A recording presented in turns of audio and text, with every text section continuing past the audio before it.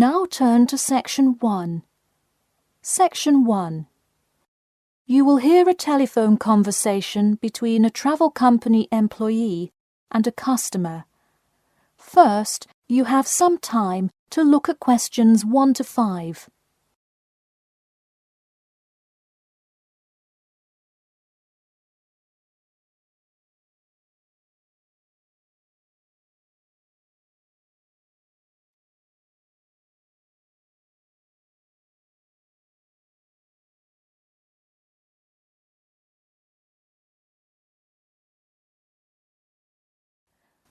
Hello? Hi, good morning. This is Talia from Parrot Bay Travel Agency. Is Robert Goddard there? Yes, speaking. I'm so sorry that I made such an early phone call, and I'm calling to ask a few questions about your most recent vacation. Could I have 5 minutes of your time? Sure thing. Great, thanks. Now, I see here that you visited Melbourne. Was this your first visit to Melbourne? No, I have actually been there twice before. I see. Now, what would you say was your favourite part about Melbourne? Well, I did like seeing the exotic wildlife, and there are great sights to see, but I have to say I was most impressed by the amazing weather. Yeah, the weather there is amazing. Which of the sites listed as part of our official tour did you see?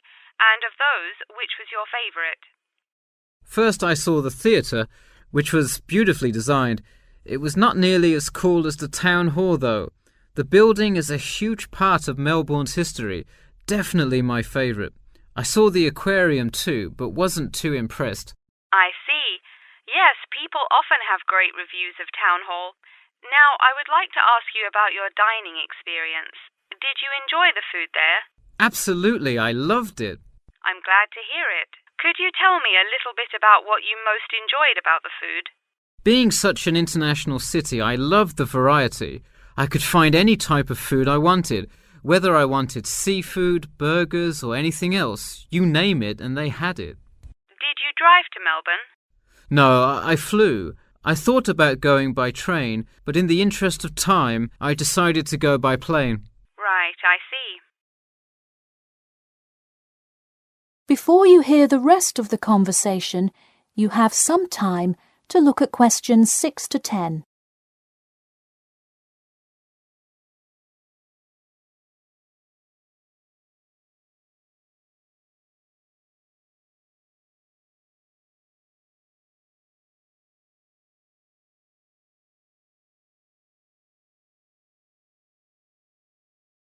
Now listen and answer questions 6 to 10. And would you mind telling me whether you are under 20, between the ages of 20 and 40, or older than 40? It would be nice if I was still under 20. My vacation probably would have been quite different. Actually, though, I just turned 41 last week. Oh, happy birthday. So, did you treat yourself and fly first class? No way. I would love to have a budget that high. I'm more in the mid-range income level.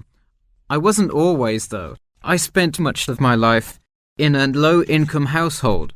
I see. That answers my next question then, of income level. And what was the purpose of this visit? I had to go there on business a lot before and decided I would go there for tourism this time. I see. And what is your occupation? I am mainly a computer programmer. I also write for a travel magazine on the side, which is why I visited Melbourne before, but it's not my main source of income. I see. Wow, it sounds like you work a lot. Yes, I am very busy, which is exactly why I took a nice week-long vacation to Melbourne. I completely agree. Would you care to comment on your accommodation? My hotel was a good value. Staying in the city can get really expensive, so it was nice to find such a good price for the location and quality. I'm glad I didn't end up in some cheap motel in the middle of nowhere. I'm glad you didn't either. Well, thank you for taking part in our survey, and I'm glad you enjoyed your vacation. No problem. Take care. That is the end of Section 1. Section 2. You will hear a talk about the main points of interest and the improvements made in the area. First, you have some time to look at questions 11 to 15.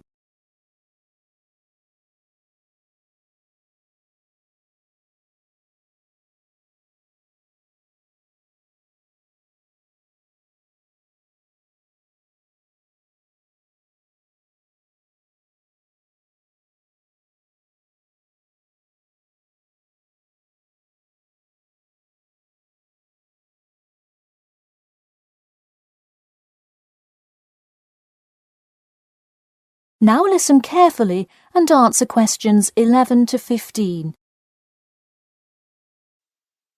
Thank you all for coming to our community meeting. As you know, we're excited to unveil our improvement plan as we look forward to the influx of tourists in the summer months. I'll start with a quick overview of the main points of interest in the area for anyone who may not quite know his or her way around yet, and then I'll get to the improvements made. First off is my favourite, the Science Museum, which is on the corner of St George Road. If you have not visited yet, I encourage you to go before the busy season. It is absolutely spectacular. There is even a flight simulator you can try out. Just west of the Science Museum is the National History Museum. It's a sight not to be missed as well, with each floor devoted to a different era in our nation's history. There are special exhibits for children with interactive games and fun history lessons too. If you're looking for parking, it is available on the intersection of Queen Street and South King Street in the car park. Standard hourly and daily rates do apply. The best place for souvenirs is the shopping mall, though it gets extremely busy during peak times. You can get there from the Tube or the entrance on Timber Road, just south of Cornwall Road. This area has students everywhere, usually from the primary school across the street from the shopping mall. Classes often take field trips and engage in guided tours through the area. So that's the overview of the main sites, and hopefully by now I've given you a general idea of the area. Before you hear the rest of the talk, you have some time to look at questions 16 to 20.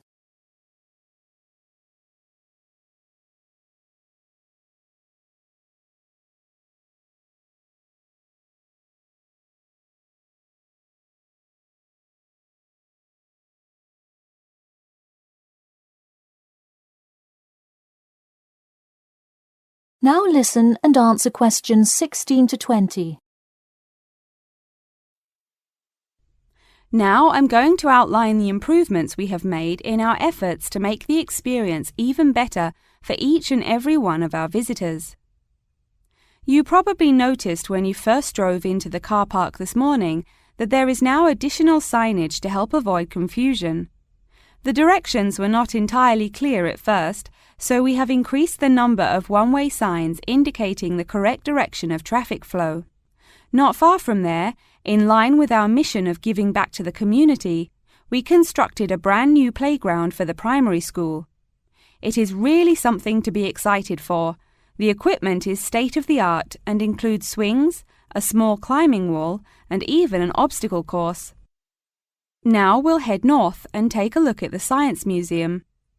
In response to our feedback from past visitors to the museum, there is now free information available outlining not only upcoming IMAX showings, but also natural wonders like meteor showers, eclipses, and other cool natural events. The Science Museum isn't the only museum improving the experience of its visitors. The National History Museum has added an entire new wing to its facility to accommodate the large crowds of people gathering to see the Civil War exhibit, Inventions Timeline exhibit, and other wonderful sections of the museum. The increase in space will definitely give a more calm, comfortable experience for visitors. And finally, remember when there was actually a line at the mall entrance from the tube station? It was terrible trying to get anywhere from the tube because foot traffic got so backed up sometimes. We have addressed that by adding another entry point into the mall from the other end of the platform to disperse the crowd. So those are the major improvements we have made. Clearly, having too many people that want to visit and enjoy what our community has to offer the public is a good problem to have, and I am confident that we have made the changes necessary to accommodate the growing interest in the area. As always, we welcome any questions, comments, or concerns about the new improvement plan. In a few minutes, I will open up the floor for questions, but you can also contact me or any other board member by email or through the City website. Thank you for coming, and I now encourage you to stay for the questions and answers panel occurring between now and 10:30. That is the end of Section 2. Section 3. You will hear two students called Jane and Mark talking to their tutor about the project assignments for their senior thesis. First, you have some time to look at questions 21 to 23.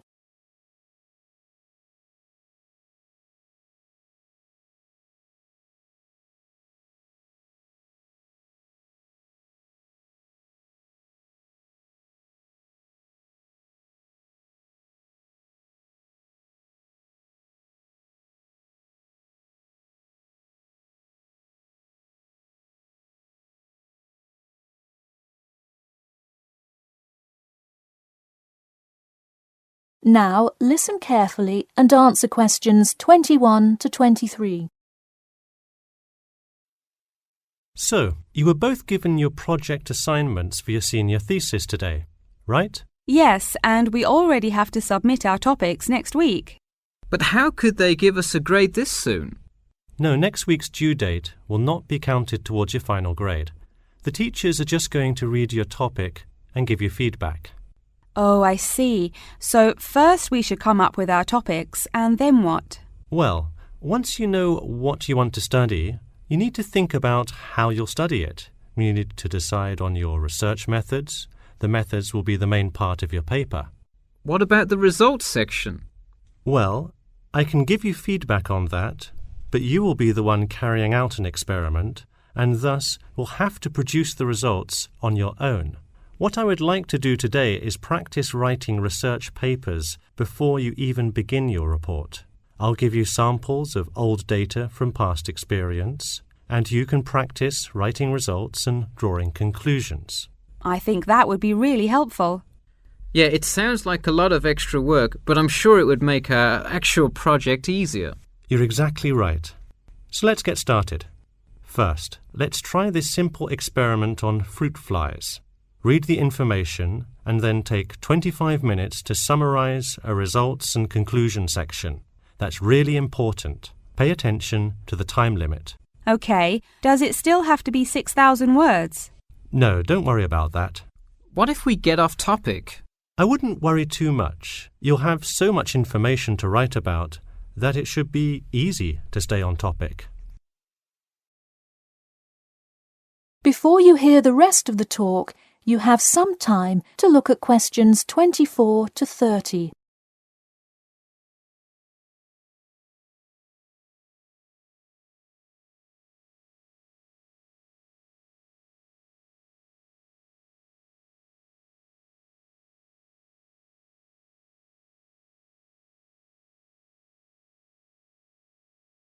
Now listen carefully and answer questions 24 to 30. But what about other sources? Well, for this assignment, you can use the one from your textbook. In your actual paper, you should find old experiments that support your topic. So do we need to find different types of sources? For instance, should I be conducting lots of interviews to use in my paper? No, there's no need to conduct lots of interviews or anything like that. Okay, I'm ready to get started. I'm still a little confused, though, on how we should format our paper. Don't worry about it for now, but on your final paper, make sure to pay attention to the format.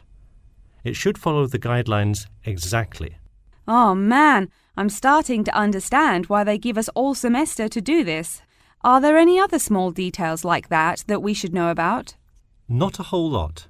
Make sure you provide 2 copies. One for your teacher, of course, but one for yourself as well. And of course, you know the due date, right? It's April the 11th, right? What? No, it's May 11th, right? Yes. The due date is May 11. Write it down.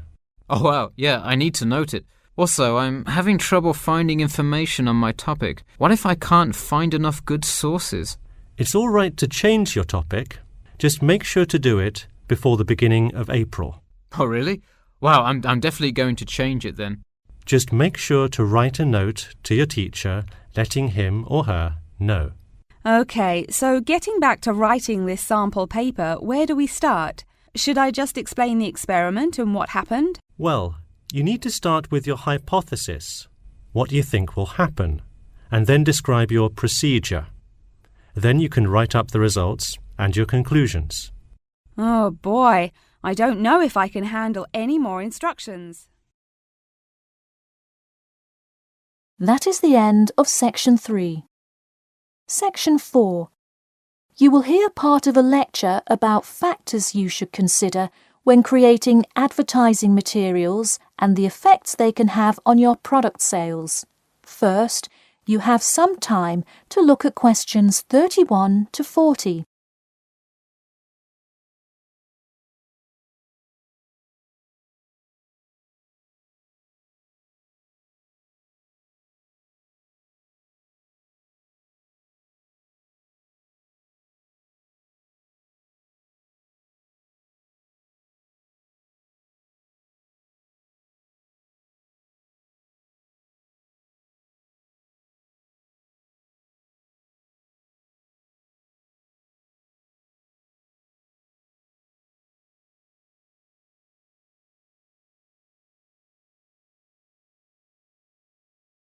Now listen carefully and answer questions 31 to 40.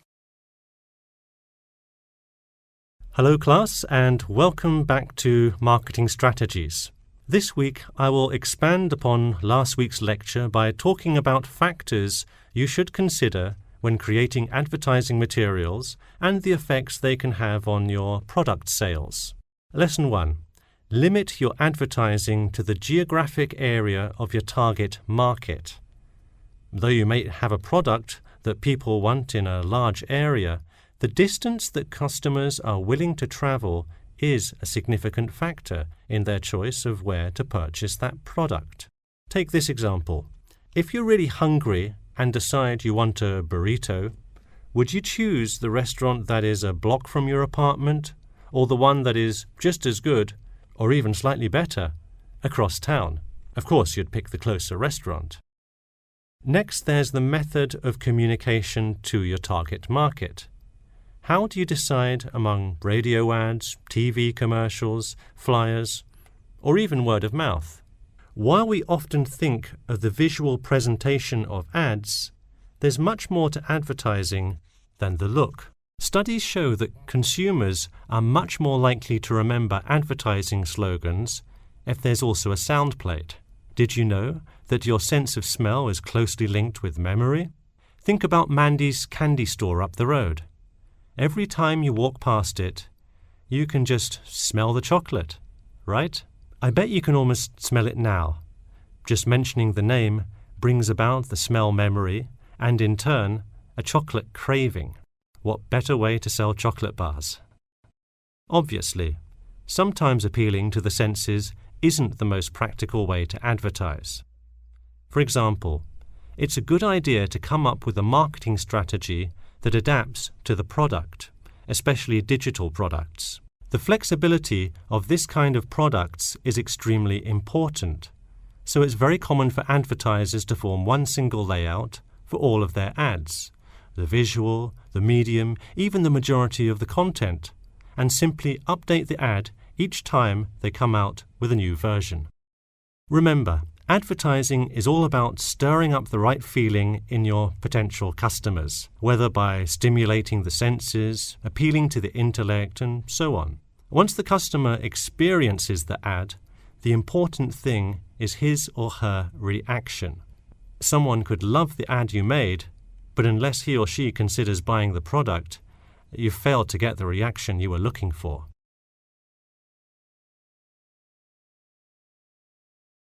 So once you have successfully reached your target customer and you have his or her business, Often you'll want to expand to a larger market. More often than not, the same marketing strategies you used in your small campaign may not work for a larger audience. The larger you scale your product, the more factors you must consider. For instance, Apple operates worldwide, so they must tailor their advertising for each market they enter. Often you'll see Apple ads on international flights that appear not only in English, which is the lingua franca of most regions, but also in the native languages of the majority of passengers. I travelled to Russia last week, and it was really interesting to see the same Nike ad that I've seen 100 times, except this time it was in Russian. Okay, going back to the medium of the advertisement, even after choosing to create print ads instead of radio announcements, television commercials, etc., there is more to consider. If you print your ad in a newspaper, it will be read by a far different audience than if you print your ad in a popular magazine. Would you put an ad for the new Justin Bieber album in a newspaper? Probably not, because that product is most suitable for youths. Let's face it, do you know anyone under the age of 25 that buys a newspaper? No. Now let's try a few strategy exercises. Imagine you're a company that is aiming to improve the environment by making products that reduce human waste. How would you advertise your product? Clearly it would send the wrong message if you put up flyers or other materials that cause lots of waste paper. Consider instead putting commercials on the Health Channel or buying ad space on websites like UNESCO. Or here's another example. What is one great place to advertise suntan lotion? How about a swimming pool? It has the exact group of people that need the product. All right, one last thing. Let's say you're filming a commercial for a water filter pitcher. What would be good scenery to use for the background? Think about somewhere calm and relaxing with clean, fresh water. Can't you see how much more effective a commercial with the beautiful scenery and flowing rivers of a national park would be than, say, water dripping from a tap? So to wrap things up today, think about the geography of your target market, the type of marketing material you should use, and the most effective way to appeal to the customer in order to make a successful ad campaign. That is all I have for you today. Make sure to read through Chapter 8 for Monday if you have not done so already. Okay, now I'd be happy to answer any questions you may have. That is the end of Section 4. You now have half a minute to check your answers.